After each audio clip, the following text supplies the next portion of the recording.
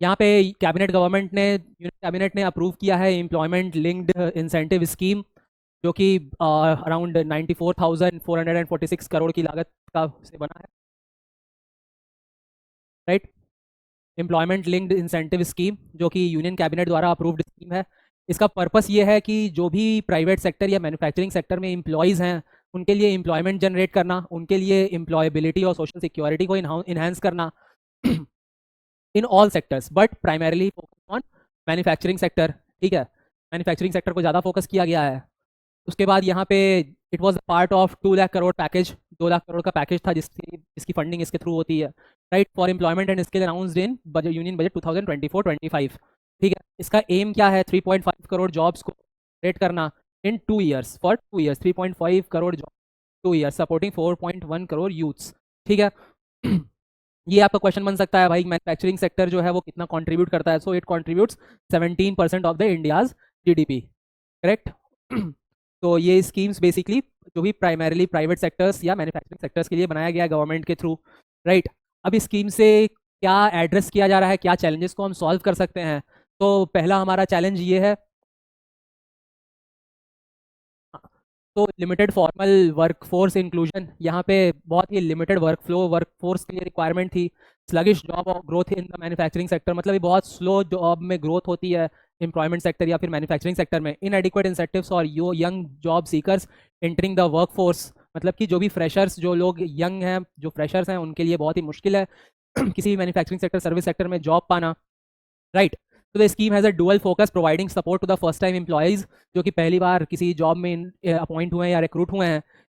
Employer engaging employers to create and sustain additional employment, मतलब employers को motivate करना, employers को एडिशनल इंकरेज करना, फैसिलिटीज प्रोवाइड करना for additional employments, for sustaining additional employments. ठीक है, this scheme consist of 2 main components है। Incentive for first time employees, जो पहली बार जो एम्प्लॉयज़ ज्वाइन कर रहे हैं किसी भी प्राइवेट सेक्टर मैन्युफैक्चरिंग सेक्टर को, या employers incentives for job creation. ठीक है, ये दो इसके मेन कंपोनेंट्स हैं, जो दो इंपॉर्टेंट कंपोनेंट्स हैं, राइट। इसके लिए बेसिकली डिज़ाइन किया गया है। So design for individuals registering with the employees provident fund organisation, EPFO. तो ईपीएफओ बेसिकली प्राइवेट, जो लोग प्राइवेट कंपनीज या प्राइवेट सेक्टर में वर्क करते हैं, तो ईपीएफओ उनके लिए एक ऑर्गेनाइजेशन है जो कि उनके बेटरमेंट के लिए या उनकी अर्निंग्स का कुछ परसेंट सेव करके रखता है फ्यूचर के लिए उनके, राइट। तो जो गवर्नमेंट स्कीम्स में, गवर्नमेंट जॉब में पेंशन होता है, ठीक है, eligible for employees earning up to 1 lakh per month. ठीक है, एलिजिबिलिटी कौन, किस एम्प्लॉयज़ की एलिजिबिलिटी हो सकती है? जो लो दो 1 लाख पर मंथ तक अर्न कर रहे हैं, they are capable of getting this incentive. A one time benefit of 1 PF wage up to 50 paid in 2 instalments. ठीक है, बेनिफिट क्या है भाई? ठीक है, जो भी आपका पीएफ वेज है, जो आपका पीएफ कटता है, ठीक है, प्रोविडेंट फंड आपका कटेगा, उसका जो अमाउंट है वो आपको 2 इंस्टॉलमेंट में मिलता है। ठीक है इसके बारे में आप डिटेल्स देख लीजिएगा यहाँ पे। ठीक है, तो मेन जो इंपॉर्टेंट है कि यूनियन कैबिनेट ने इंसेंटिव बेस्ड स्कीम को अप्रूव किया है ताकि जो भी न्यू एम्प्लॉयज़ हैं उनको हेल्प हो सके, और जो एम्प्लॉयर्स हैं उनको इंकरेज किया जाए, उनके लिए अरेंज किया जाए कि वो better employment opportunities, better opportunities create कर सकें, राइट। यही चीज़ यहाँ पे भी लिखी हुई है, encourage employers across sectors specially manufacturing to hire retain new employees, right. hire and retain new employees. Key features include monthly incentives for each new employees retained for at least, तो ये features उन पे भी applicable है जो at least 6 months तक थे वहाँ पे, राइट। उसके बाद इंसेंटिव्स ये आप देख लीजिएगा, ये ऐसा कुछ बहुत इंपॉर्टेंट नहीं है ना। उसके बाद यहाँ पे हम देख लेंगे कि जो भी डिसबर्समेंट, जो भी ये इंसेंटिव का डिसबर्समेंट होगा, that disbursement will be directly benefit transfer DBT. ठीक है, employees incentive will be processed via Aadhaar card होगा, ये सब चीज़ें हैं इसमें। तो बेसिकली आपको ईपीएफओ में रजिस्ट्रेशन करना पड़ेगा। ईपीएफओ एक प्लेटफॉर्म है, एक ऑर्गेनाइजेशन है जो कि एम्प्लॉयज़ के बेनिफिशियरी में वर्क करता है, एम्प्लॉयज़ को स्कीम्स प्रोवाइड करता है, एम्प्लॉयज़ के बेटरमेंट के लिए वर्क करता है, राइट। यहाँ क्या है भाई, इम्पैक्ट ऑफ ये scheme on labour and industry, क्या इम्पैक्ट होगा, इससे क्या चेंजेस होते हैं? हमने ऊपर चैलेंजेस देखे, अब हम चेंजेस देखेंगे। फॉर्मलाइजिंग द वर्कफोर्स, मतलब कि यहाँ पे जो भी वर्किंग सेक्टर है, जो भी वर्किंग डिपार्टमेंट है, उनको हम एक फॉर्मलाइज वे में अरेंज कर सकते हैं। इनकरेज फाइनेंशियल लिटरेसी, जो भी पर्सन है वो, आज भाई आज की डेट में लोगों के पास फाइनेंशियल नॉलेज कम है है ना। तो इस स्कीम से थ्रू हम इंकरेज कर सकते हैं फाइनेंशियल स्ट्रेटजी, फाइनेंशियल लिटरेसी के लिए। एक्सपेंडिंग सोशल सिक्योरिटी एक्सेस, भाई ईपीएफओ क्या है, it is a platform for social security also, right. तो इस सोशल सिक्योरिटी यहाँ पे दी जा सकती है वर्किंग क्लास को। Supporting resilient of in post pandemic labour ecosystem, किसी भी तरीके का कोई इशू होता है, किसी भी तरीके की कोई पैंडेमिक टाइप इशू है या फिर कुछ भी है, तो उसमें आप हेल्प कर सकते हैं, राइट। यहाँ पे ईपीएफओ के बारे में दिया गया है कि भाई ईपीएफओ क्या होता है। द प्रोविडेंट फंड, हाँ हाँ हाँ, the employ provident organisation is one of the two principal social security bodies under the ministry of labour, ठीक है। ईपीएफओ किसके अंदर आता है, ministry of labour and employment, government of India, right. The other being the employees state insurance. EPFO and ECI are the two social securities body, EPFO and ESI, ठीक है, employees state insurance. तो these two are the social security bodies, ठीक है, which are the came under the ministry of labour and employment, ठीक है। EPFO का काम क्या है, EPFO is responsible for overseeing and managing provident fund schemes, जो कि नॉन गवर्नमेंटल एम्प्लॉयज को दी जाती है। Provident fund schemes for workers across India. The organisation functions under the administrative control of the ministry of labour and employment. यहाँ हमने देखा ministry of labour and employment, ठीक है, government of India. Establish under the EPFO act, ठीक है। तो it's a statutory body, ठीक है। इस एक स्टैट्यूटरी बॉडी का मतलब जो भी बॉडी एक्ट के थ्रू इनैक्टमेंट हुई है, ठीक है, जिसका एक्ट के थ्रू फॉर्म हुआ है, like employees provident funds and miscellaneous provisions act 1952। EPFO functions as a statutory body, correct, because it is created by the enactment of law. Clear है, ओके। यहाँ हम देखते हैं भाई द ऑर्गेनाइजेशन का काम क्या है। The organisation manages three major schemes for the organise sector workforce, ठीक है। क्या है, contributory provident fund, contributory provident fund, ठीक है। एक कुछ प्रोविडेंट फंड का बेसिक मतलब ये है कि आपकी हर महीने की सैलरी से कुछ अमाउंट डिडक्ट करके आपके ईपीएफओ प्रोविडेंट फंड में डिपॉजिट किया जाएगा, जो कि आप अभी किसी भी अपनी मुश्किल टाइम पे, बीमारी के टाइम पे, या फिर आपको कंपनी से अगर आपको सैलरी नहीं मिली है तो उस टाइम पे आप निकाल सकते हैं। बेसिकली आप अपनी नीड के टाइम पे एज पर नीड आप विड्रॉ कर सकते हैं। पेंशन स्कीम, एक फिक्स अमाउंट आपको बाद में मिलता है जो कि आप विड्रॉ कर सकते हैं, जैसे कि गवर्नमेंट एम्प्लॉयज़ को मिलता है पेंशन बाद में, तो उसके आपके सोशल सिक्योरिटी के लिए ये ईपीएफ का प्रोविजन है। और इंश्योरेंस स्कीम, ठीक है। जो हाईएस्ट अथॉरिटी है ईपीएफओ या फिर प्रोविडेंट फंड से रिलेटेड डिसीजन लेने के लिए, who is the highest authority, central board of trustees, ठीक है, serves as EPFO highest decision authority, right. Highest taking authority supported by the operational infrastructure of the EPFO, correct. उसके बाद हम देखते हैं यहाँ पे prime minister awards for excellence in public administration. यहाँ पे एक अवार्ड का अनाउंसमेंट हुआ है, ठीक है, जिसका नाम है prime ministers excellence award in public administration. तो ये अवार्ड उन लोगों को दिया जा रहा है जिन्होंने कुछ अच्छा काम किया है किस फील्ड में, तो पब्लिक एडमिनिस्ट्रेशन की फील्ड में। It honours outstanding governance practices and innovations by district and state and central government organisations, ठीक है। एम क्या है इसका, motivate bureaucrats and institutions to deliver efficient and transparent public service. Prime minister award, right, for excellence in public administration, नाम से ही आपको समझ में आ रहा है। तो एम है इसका मोटिवेट करना ब्यूरोक्रेट्स को और पब्लिक सर्वेंट्स को, ताकि वो और अच्छा काम कर सकें, राइट। सिंपल है, इजी है, ठीक है। अब यहाँ पे कुछ अवार्डीज़ के नाम दिए गए हैं जो कि अभी इन्होंने कुछ अच्छा काम किया है, इसकी वजह से इनको अवार्ड मिला है। कुछ ब्यूरोक्रेट्स हैं, जैसे कि भाई दीपक मीना है, ये आईएएस हैं उत्तर प्रदेश में, प्रमोटेड काला नमक राइस। काला नमक राइस एक ब्रांडेड राइस क्वालिटी है जो कि उत्तर प्रदेश में प्रोड्यूस होता है, जिसको जीआई टैग भी मिला हुआ है, ठीक है, जोग्राफिकल इंडिकेशन टैग। सो काला नमक राइस कल्टीवेशन एंड ब्रांडिंग इन उत्तर प्रदेश, ठीक है। तो इसके लिए दीपक मीना जी को अवार्ड मिला है। राजीव रोशन जी हैं, ये आईएएस हैं, इनको किस लिए मिला है, led initiatives to develop the makhana value chain in Darbhanga Bihar. Makhana जो है वो बिहार में लार्जली प्रोड्यूस होता है, ठीक है। तो इसलिए इन्होंने एक इनिशिएटिव लिया ताकि एक मखाना चेन को प्रॉपरली ये कंटिन्यू कर पाएँ, मखाना का प्रोडक्शन सप्लाई रेगुलेट कर पाएँ। तो राजीव रोशन को दिया गया। इसलिए जय कुमार जी हैं अवार्ड ऑनर्ड फॉर इनकरेजिंग जन भागीदारी इन पोषण अभियान इन दतिया मध्य प्रदेश। पोषण अभियान बच्चों को न्यूट्रिशियस फूड देने की ये स्कीम थी, तो इसके लिए संजय कुमार जी को मिला है, ठीक है। इस तरीके से आपको कुछ का नाम भी है, right. The 2000 schemes 25 scheme promote saturation evidence based governance development through qualitative and quantitative governance indicators across 11 priority sector schemes evaluated collectively, ठीक है। बेसिकली इस अलग अलग स्कीम्स को ब्यूरोक्रेट्स के थ्रू प्रमोशन के लिए ये अवार्ड दिया जाता है, राइट। ठीक है, कैटेगरीज क्या है भाई, तो किस कैटेगरी में अवार्ड दिया जाएगा, हाँ, तो यहाँ पे कैटेगरी 1 अगर हम देखते हैं तो होलिस्टिक डेवलपमेंट ऑफ डिस्ट्रिक्ट्स, अगर आपने डिस्ट्रिक्ट को रेगुलेट करने का, डिस्ट्रिक्ट के एक ओवरऑल डेवलपमेंट से रिगार्डिंग किया है, this category focuses on implementation of 11 priority sectors programmes and aim to promote comprehensive development at the district level. ठीक है, तो अगर आपने डिस्ट्रिक्ट लेवल पे डेवलपमेंट का काम किया है तो में हम दे सकते हैं एस्पिरेशनल ब्लॉक्स प्रोग्राम, मतलब कोई ब्लॉक डेवलपमेंट का काम हुआ है। ठीक है, improvement in under developed blocks, ठीक है, उसके लिए आपको दिया जा सकता है।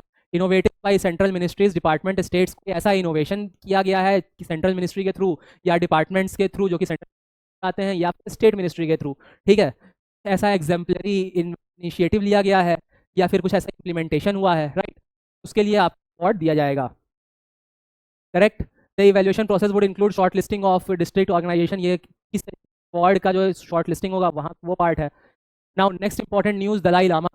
ठीक है, अभी आपने देखा जो दलाई लामा है इनके बारे में आप जानते होंगे, he is the highest spiritual leader and Tibetan Buddhism, he is highest Tibetan Buddhism and spiritual leader for Tibet, right. जो करंट दलाई लामा है, इट वाज अ पोस्ट, ये कोई नाम नहीं है, Dalai Lama is a post, correct, जो कि लीडर को मिलता है। Dalai Lama is a post, ठीक है, 14th है, राइट। नाम है इनका तेंजिन ग्यात्सो। ठीक है, अप्रोचेस इज 90th बर्थडे इनका आया है, जो आने वाला है 6 तारीख को। ठीक है, तो बारे में फैक्ट्स देखें तो identify as the reincarnation of the 13th Dalai Lama in 1939। ठीक है, तो इनको रिकारनेटेड वर्जन माना जाता है, मतलब कि बॉर्न अगेन, जिसकी डेथ नहीं होती है उसको रिकारनेशन बोली जाती है। ठीक है, इनथ्रोन इन 1940, तब से ये दलाई लामा प्रेजेंट हैं। फ्लड तिब्बत इन 1959। ठीक है, ये भाग करके चाइना से तिब्बत पहुंच गए थे। ठीक है, of the after Chinese suppression of the Tibetan uprising settled in Dharamshala India, फिर वहाँ से भाग करके ये धर्मशाला में सेटल हो गए इंडिया में। ठीक है, चाइना ने तिब्बत पे बहुत ही सप्रेशन, बहुत ही एग्रेशन, बहुत ही अत्याचार कर रहे थे, जिसकी वजह से इनको प्रॉब्लम हो रही थी तिब्बत में रहने के लिए, आकर धर्मशाला इंडिया में आकर रहने लगे। ठीक है, formally relinquished political authority in 2021, transferring power to democratically elected Tibetan leadership in exile. ठीक है, तो इन्होंने टिबेटन लीडरशिप को ट्रांसफर किया। ठीक है, अभी जो भी पॉलिटिकल डिसीजंस होते हैं वहाँ की जो भी पॉलिटिकल पार्टी है तिब्बत में, डेमोक्रेटिकली इलेक्टेड टिबेटन लीडरशिप, ठीक है, वही लेते हैं। Dalai Lama is a kind of spiritual leader, right, correct. ठीक है, अब हम देख लेते हैं कि भाई दलाई लामा जो इंस्टीट्यूशन है उसके बारे में क्या है। ठीक है, पोस्ट है उसके बारे में क्या है। हाँ, the institution of the Dalai Lama is the part of the tulku concept in Tibetan Buddhism. ठीक है, तो is the institution for in Buddhism in which spiritual masters are reincarnated upon their death. इसके बाद क्यों होता है, क्योंकि उनकी टीचिंग्स को हम और कैरिड फॉरवर्ड कर सकें। ठीक है, और दलाई लामा को हम इसीलिए स्पिरिचुअल लीडर कंसिडर करते हैं ताकि वो अपने प्रीडिसेसर का जो टीचिंग है उसको कैरी फॉरवर्ड लेके जा सकें। ठीक है, Dalai Lama are considered manifestations of Avalokiteshvara, right, मतलब कि भाई एक हाईएस्ट स्पिरिचुअल ऑर्डर कहने का सही है। ठीक है, in Mahayana Buddhism bodhisattva are enlightened beings who postpone all sentiments being, ये मतलब स्पिरिचुअलिटी से कनेक्टेड है कि भाई ये निर्वाणा को अटेन नहीं करते हैं, इनका बिलीव ये रहता है कि भाई हमको बाकी के जो लोग हैं उनको इनलाइटनमेंट करना है। ठीक है, मैंने बताया आपको टाइटल दलाई लामा एक पोस्ट है, टाइटल है, जिसका मतलब है दलाई का मतलब है ओशियन। ठीक है, ये टाइटल को फर्स्ट टाइम किसने दिया था, तो 1578 में दिया था टू सोनम गैट्सो। ठीक है, जो कि थर्ड दलाई लामा थे। ठीक है, थर्ड दलाई लामा, राइट। अब ये फैक्ट्स है। ठीक है, यहाँ पे आपको देख लेना है कि भाई फर्स्ट दलाई लामा कौन थे, करंट दलाई लामा कौन है, क्या नंबर है और कौन से नंबर के हैं। ठीक है, तो फर्स्ट दलाई लामा जो थे वो गेडुन रूपा, बॉर्न कब है 1991, 1391, इंपॉर्टेंट नहीं है याद रखने की डेट, बस आप नाम एटलीस्ट याद रखिएगा। Dalai Lama belongs to Gelug school of Tibetan Buddhism, मैंने बताया कि बिलोंग्स टू बुद्धिज्म। ठीक है, लीडिंग ट्रेडिशन सिंस 1640। ठीक है, fifth Dalai Lama position combined religious authorities with secular governance of Tibet. ठीक है, reincarnation was institutionalized by the fifth Dalai Lama to maintain continuity of leadership, right. तो reincarnation का जो process है इसको institutionalise किया गया है फिफ्थ दलाई लामा के थ्रू। ठीक है,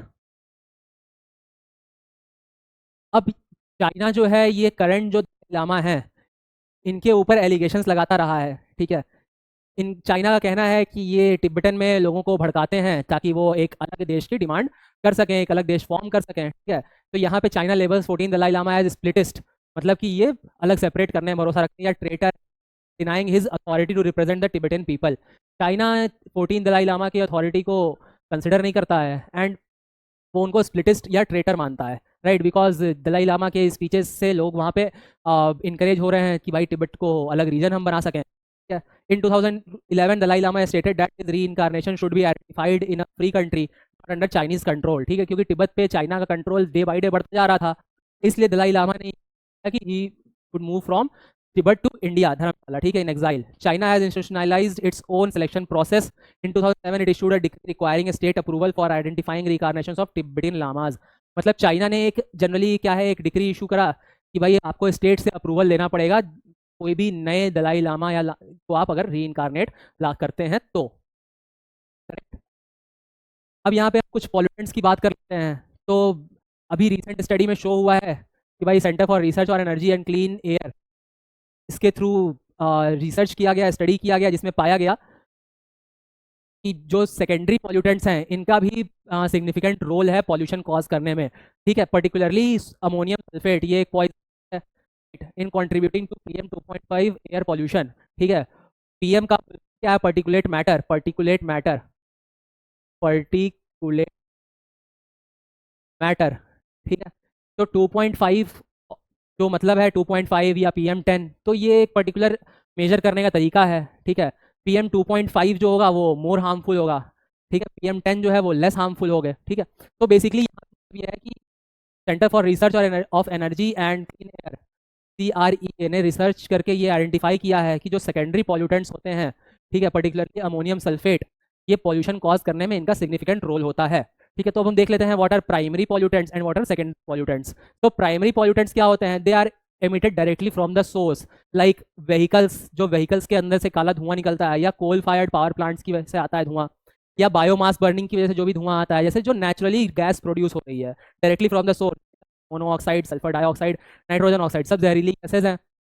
तो इसको हम बोलते हैं प्राइमरी पॉल्यूटेंट्स, जो कि directly from the source develop होता है। करेक्ट। नेक्स्ट है सेकेंडरी। यहाँ पे देखिए हमने बताया आपको PM stands for particulate matter, right. तो यहाँ पे पॉल्यूटेंट्स क्या होता है? The term for a mixture of solid particles and liquid droplets found in the air. ठीक है, बेसिकली सेकेंडरी पॉल्यूटेंट्स क्या होता है? जब ये जो प्राइमरी पॉल्यूटेंट्स हैं, जब वो सॉलिड पार्टिकल्स के साथ या फिर लिक्विड ड्रॉपलेट्स के साथ मिल करके, ठीक है, जो कि एयर में प्रेजेंट है, मिल करके कुछ अलग टाइप का स्मोक या अलग टाइप का डस्ट फॉर्म है, जो कि हम नेकेड आई से नहीं देख सकते हैं। ठीक है, यूजिंग एन इलेक्ट्रॉन माइक्रोस्कोप, सो उसको हम, करेक्ट। तो यहाँ पे PM10 PM2 का भी मेजरमेंट दिया गया है in particles with diameters that are generally 10 micrometres and smaller, and diameter generally 2.5 micrometres and smaller. So 2.5 basically ज़्यादा छोटा होगा, so it can go deep inside our breathing system and cause more harm as compare to PM10 pollutants. ठीक है, यही मैंने आपको बताया secondary pollutants कैसे फॉर्म होता है। सेकेंडरी पॉल्यूटेंट्स फॉर्म का तरीका क्या है? तो when these primary emissions react with other elements in the atmosphere, ठीक है, ये जो प्राइमरी जैसे सल्फेट हो गया, तो या फिर कार्बन मोनोऑक्साइड हो गया, जो आपके कोल फील्ड से गैस निकल रहे हैं वो हो गए, अगर ये गैसेज आपके वाटर वेपर बन के वाटर वेपर से या फिर सनलाइट में मिक्स होते हैं, include harmful components as ammonium sulfate, ozone and ammonium nitrate, these are considered as pollutants, secondary pollutants. ठीक है, प्राइमरी पॉल्यूटेंट में जब नेचर में वाटर कंपोनेंट्स या डस्ट कंपोनेंट्स मिक्स होकर के कोई दूसरा कंपोनेंट प्रोड्यूस करते हैं, उसी को हम सेकेंडरी पॉल्यूटेंट्स बोलते हैं। ठीक है, देख लीजिए यहाँ पे की फाइंडिंग्स, आप ये पढ़ लीजिए, स्पेशली अमोनियम सल्फेट से आपको खतरा है, ये जहरीली गैस है। ठीक है, nearly 1/3 of India's PM2.5 pollution. ठीक है, मतलब कि जो PM2.5 पॉल्यूशन कॉज करने में अमोनियम सल्फेट का अराउंड 34% हिस्सेदारी होती है, 1/3। ठीक है, average national concentration of ammonium sulphate 1.9। ठीक है, ये सब आपको याद रखने की जरूरत नहीं है, बस आप ध्यान रखिएगा। ठीक है, ये मैंने आपको बता दिया, ammonium nitrate is considered as secondary pollutant. ठीक है, ammonium nitrate is considered as a secondary pollutant at significantly up to 50% in some cases. Power plants major source होते हैं। ठीक है, 60% of SO2 emission in India from coal fired thermal power plant. ठीक है, 60% of SO2। ठीक है, ये किससे जनरेट होता है? तो ये कोल फायर्ड प्लांट से ammonium sulphate levels are 2.5 times higher within 10 kilometres of coal plant. जहाँ पे भी कोल प्लांट होते हैं उसके 10 किलोमीटर के आसपास अमोनियम सल्फेट जो लेवल है वो ज़्यादा होता है, ठीक है। तो basically it's a harmful gas, it's a type of secondary gas, secondary pollutants, ठीक है। ये सारी चीज़ें सेम है। प्रोमोट्स फर्टिलाइजर्स, ठीक है। सेकेंडरी पॉल्यूटेंट्स है, it interested coordination promotes efficient fertilizer uses to reduce ammonia emissions, targeted and source specific action। तो ये सारे मेजर्स हैं जिससे आप सेकेंडरी पॉल्यूटेंट्स को कंट्रोल कर सकते हैं, ठीक है। इंटरस्टेट कोऑर्डिनेशन करके, foster region collaboration for managing transboundary pollutions, ठीक है। मॉनिटरिंग एंड रिसर्च करके ताकि आप नई टेक्निक्स, नई इनोवेटिव्स को, आप इनोवेशंस को ला करके पॉल्यूशन, सेकेंडरी पॉल्यूटेंट्स को आप कम कर सकें, राइट। समझ में आ रही है बात? उसके बाद हम देख लेते हैं INS कमल। हाँ, INS कमल का इंडियन नेवी में इनकॉर्पोरेशन हुआ है। INS Kamal the last foreign built worship of the Indian navy. इसका जो बिल्ट हुआ है, जो भी मैन्युफैक्चरिंग हुई है, ये फॉरेन में मैन्युफैक्चरिंग हुई है, इंडियन नेवी में कमीशनड है, कमीशन किया गया है। कहाँ पे कमीशन किया गया है? सो यानतार शिपयार्ड, आपको याद रखना है। INS कमल जो है लास्ट फॉरेन बिल्ट वॉरशिप है इंडियन नेवी की, जो कि फॉरेन में बिल्ट है, कमीशन किया गया यानतार शिपयार्ड में।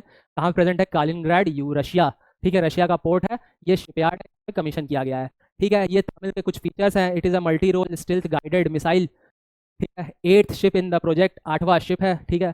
मल्टी रोल गाइडेड मिसाइल है, ठीक है। Also second of the follow on to shield class brigades, मतलब जो इसके अराउंड क्लासेज हैं उसमें ये 8वां शिप है अपनी कैटेगरी का। याद रखना है बस कि कमीशन कहाँ पे हुआ है और क्या की फीचर, ठीक है। मल्टी डायमेंशनल वॉरफेयर कैपेबिलिटी, ठीक है। मल्टी डायमेंशनल कैपेसिटी है, मल्टी डायमेंशनल वॉरफेयर कैपेबिलिटी है, ठीक है। कमल को डिजाइन किया गया है for blue water operations can engage threats across air. तो भाई पावरफुल है। भी थ्रेट अगर आपके एयर से है, सरफेस है, सब सरफेस पे है, या फिर कोई भी इलेक्ट्रॉनिक वॉर डोमेन्स है, किसी इलेक्ट्रॉनिक मीडियम से अगर कोई खतरा है तो उसको ये मार गिराने में सक्षम है। एडवांस्ड वेपन सिस्टम इस पे लगे हुए हैं, armed with BrahMos supersonic, the most powerful supersonic cruise missiles, vertically launch surface air missile, ठीक है। Close in weapon system. So ये सब इसके फीचर्स हैं। एंटी सबमरीन रॉकेट लॉन्च है, यहाँ से आप रॉकेट भी लॉन्च कर सकते हैं। एंड हैवी वेट टॉर्पिडोज, ठीक है। टॉर्पिडोज मतलब कि bunkers, okay. Indigenous integration 26% of the ship systems are indigenously developed, मतलब इंडिया में डेवलप है 26%, ठीक है। Including the BrahMos missile and Humsa NG sonar system. तो ये सब जो बेसिकली पार्ट है, ये 26% of ships part are developed in India, correct, okay. तो उसके बाद हम देखते हैं यहाँ पे शिप, वही चीज़ें यहाँ पे दी गई है। वेस्टर्न फ्लीट को इन्होंने ज्वाइन किया, joins the navy western fleet and maritime strength and operation readiness. तो बेसिकली इस शिप के कमीशन से क्या बेनिफिट होने वाला है, वही सारी चीज़ें मेंशन है। इंडो रशिया कोऑपरेशन हो सकता है, ठीक है। तो basically Tamal symbolises, INS Tamal symbolises 65 years of Indo-Russian naval collaboration being the 51st ship built under this partnership, strengthening defense ties। तो इंडिया और Russia defence cooperation, defence ties को और मजबूत करने के लिए ये सारी चीज़ों का अरेंजमेंट किया जाता है। हम यहाँ पे 65 ईयर्स के इस कोलैबोरेशन को भी रखे हैं, 65 years of Indo Russian naval collaboration, ठीक है। इसके अंडर ये 50 being the 51st ship built under this partnership, 51वां शिप है जो कि इस पार्टनरशिप के अंडर आ गया है, ठीक है। 8th in his series, correct. तो thank you so much, will see you in the next video, thank you.